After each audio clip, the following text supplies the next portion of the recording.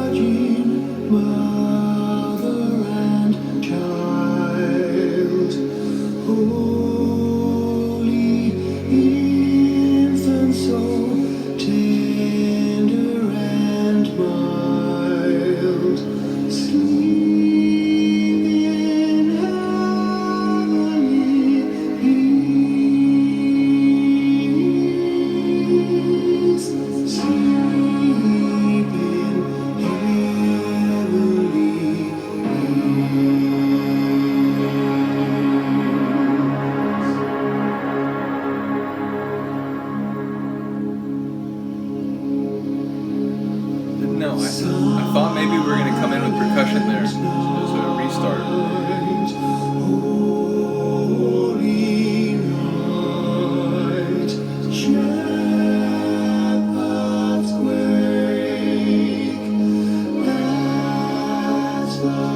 Is that a layered Andy? Or is that Vince jumping in? It's Andy layered, right?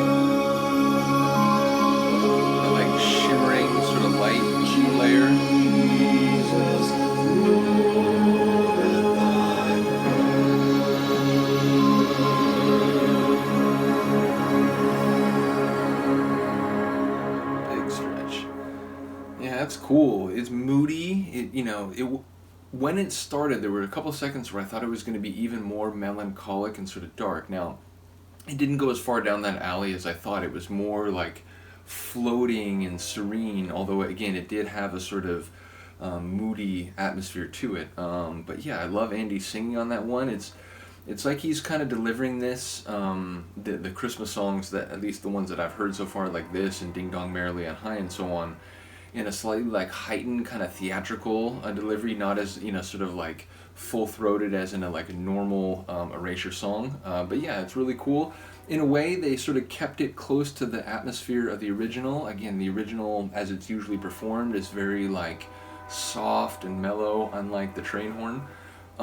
But yeah, it felt like that, just with a bit of like mystery, a bit of moodiness to it. So a cool version. Do let me know what you think. Once again, shout out to Han Solo for making this available to me in time for the holiday.